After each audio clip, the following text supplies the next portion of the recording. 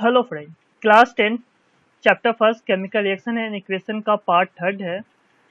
The word equation of activity 1.3 में be represent as zinc sulphuric acid, reactant side हो गया, combine करके zinc sulphate बना रहा है और हाइड्रोजन बना रहा है। द अबव वर्ड इक्वेशन में be represent by the following chemical equation: zinc plus H2SO4, zinc sulphate और हाइड्रोजन आपका।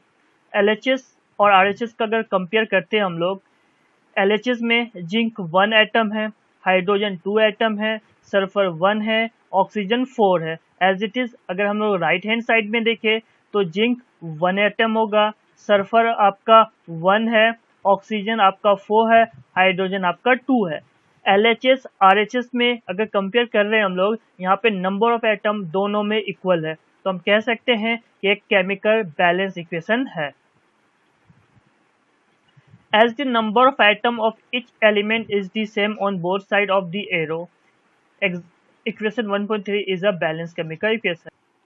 Let us try to balance the following chemical equation: Fe iron, H2O water, iron oxide plus hydrogen gas. इस equation को अब हम लोग balance करते हैं। Balance करने के लिए आप लोगों को एक बात का ध्यान रखना बहुत ही ज़रूरी है कि हम लोग जो भी चेंजेस करेंगे तो एलिमेंट के कोफिशिएंट में ही चेंजेस करेंगे। कोफिशिएंट तो आप लोगों को पता ही होगा कि फॉर एग्जांपल अगर हम लोग इस अनबैलेंस इक्वेशन को ध्यान से देख रहे हैं, अगर मान लो हमको बैलेंस करना है तो आयरन को चूज़ कर रहे हैं, तो यहाँ पे क्या है, आयरन तो आपका 1 एटम है और यहाँ पे एटम आपका जो आयरन है इसके 3 आइटम है। अगर इसको हमको बैलेंस करना है तो कुछ भी चेंजेस करेंगे तो इसके कोएफिशिएंट में चेंजेस करेंगे, यानी जो कोई भी एलिमेंट होगा उससे पहले हम कोई भी नंबर को ऐड कर सकते हैं, नंबर को लिख सकते हैं। इस इक्वेशन को देखते हैं हम लोग। LHS में अगर ध्यान से देखें आप लोग तो आयरन है और वाटर है। इसमें नंबर ऑफ अगर हम एटम की बात करें तो आपका आयरन 1 है, H एलिमेंट 2 एटम है, ऑक्सीजन 1 है।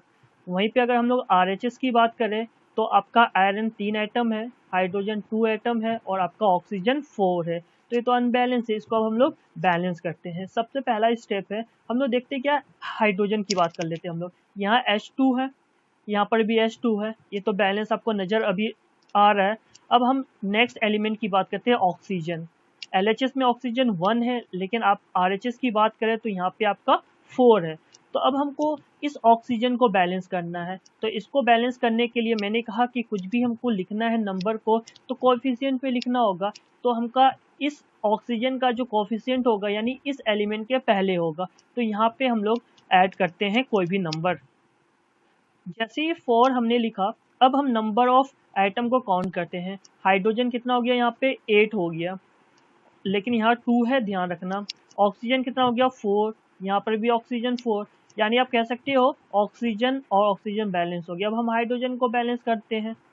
बैलेंस करने के लिए सिंपली मैंने यहाँ पे 4 लिख दिया। अब आप देखो हाइड्रोजन भी 8 हो गया आपका, यहाँ पर भी हाइड्रोजन 8 हो गया, ऑक्सीजन 4 हो गया, यहाँ पर भी ऑक्सीजन 4 हो गया। अब सिर्फ बचा आयरन। यहाँ पे आयरन आपका 3 है, तो हम इस आयरन के इस एलिमेंट के सबसे पहले 3 लगा देंगे, तो आपका इक्वेशन बैलेंस्ड हो गया। अब हम लोग फिर से काउंट ऑफ एलिमेंट कर लेते हैं। आयरन आपका 3 एलिमेंट हो गया, एटम हो गया आपका। राइट हैंड साइड में देखो 3 है। हाइड्रोजन की बात करो 8 है, राइट हैंड की बात करेंगे तो 8 आपको नजर आ रहा है। ऑक्सीजन 4 है, राइट हैंड साइड में भी 4 है। अब ये जो आपका इक्वेशन था, अब ये बैलेंस इक्वेशन हो गया। याद रखना है, बैलेंसिंग करने के लिए आपको कुछ भी चेंजेस करना है तो कोएफिशिएंट में चेंज करना होगा। बैलेंसिंग के लिए यहाँ पे स्टेप बाय स्टेप आपको समझाया है, प्लीज़ आप एक बार ज़रूर रीड कर लेना। नहीं समझ में आए तो आप कमेंट बॉक्स में लिख देना, फिर से जो चीज़ नहीं समझ में आएगा मैं आपको बता दूंगा। स्टेप फर्स्ट है, इसमें यही है कि आपका जो भी इक्वेशन दिया हुआ उसको हम लोग बैलेंस स्टेप बाय स्टेप यहाँ पे लिख के बताया है, एक बार जरूर रीड कर लेना आप लोग। बैलेंस करने वक्त जो बैलेंस इक्वेशन आता था आपका, ये बैलेंस इक्वेशन आया था, the number of atom of element on both side of equation 1.9 are equal, this equation is now balance. This method of balancing chemical equation is called hit and trial method. Balancing equation जो हम लोग कर रहे थे इसको हम लोग hit and trial method कहते हैं। क्यों कहते हैं? We make trial to balance the equation by using the smallest whole number coefficient. मैंने बताया था हम लोग कोई भी होल नंबर को कोएफिशिएंट में लिख के चेक करते हैं और आपको फिर बैलेंस करके देखते हैं हम लोग। अब नेक्स्ट स्टेप है आपका 7, writing symbol of physical state. Physical state की बात करें तो आपको पता ही होगा, सॉलिड हो सकता है, लिक्विड हो सकता है, गैस हो सकता है और एक चीज होता है एक्वस होता है आपका। Carefully examine the above balance equation 1.9. Does this equation tell us anything about the physical state of each reactant and product? No information has been given in this equation of their physical state. इस equation की बात कर रहे हैं, इसमें कोई भी physical state के बारे में नहीं बताया गया है। आयरन सॉलिड है, लिक्विड है, गैस है या एक्वस है, यहाँ पे कुछ भी हम लोग सिंबल के थ्रू लिख के नहीं बताया है। यहाँ पे सिर्फ और सिर्फ हम लोग बैलेंस कर दिए हैं, उसके अलावा कुछ भी नहीं लिखे हैं। तो हम लोग कह सकते हैं ये जो इन्फॉर्मेशन है कंप्लीट इन्फॉर्मेशन नहीं है। इसको इन्फॉर्मेटिव इक्वेशन बनाने के लिए, इंफॉर्मेटिव बनाने के लिए फिजिकल स्टेट के जो सिंबल होता है उसको भी हम लोग मेंशन करते हैं। To make a chemical equation more informative, the physical state of the reactant and product are mention along with their chemical formulae. The gas, liquid, aqueous and solid state of reactant and product are represented by the notation G, L, A, Q and S respectively. हम लोगों को पता ही है gas को हम लोग G से लिखते हैं, लिक्विड को L लिखते हैं और सॉलिड को S लिखते हैं। यहाँ पे एक वर्ड है एक्वस। आपको अगर याद हो तो क्लास 9 में हम लोगों ने पढ़ा था एक्वस। एक्वस क्या होता है आपका कि अगर मान लो कोई भी आपका अगर सॉल्वेंट, किसी भी सॉल्यूशन का सॉल्वेंट वाटर है अगर, तो उसको हम लोग एक्वस कहते हैं। डिफिनेशन ऑफ एक्वस की है, आप लोग देख लो। A solution in which water is solvent is called aqueous. Example salt और वाटर। ये वाटर क्या हो गया आपका सॉल्वेंट हो गया और सॉल्ट क्या हो गया आपका सॉल्यूट हो गया, और जो सॉल्यूशन बनाएगा वो सॉल्ट वाटर बनाएगा आपका। अगेन इक्वेशन 1.9 ही है। आयरन हम लोग को पता है आयरन होता है सॉलिड, तो हम लोग इसको एस ब्रैकेट के अंदर लिखेंगे एस। वाटर पता होता है आपका लिक्विड, लेकिन इस केस पे अगर देखो तो यहाँ पे जी लिखा हुआ है। जी इसलिए लिखा हुआ है, यहाँ जो वाटर, इस रिएक्शन में जो वाटर प्रेजेंट होता है वो स्टीम फॉर्म में प्रेजेंट है, इसलिए हम लोग जी का यूज कर रहे हैं।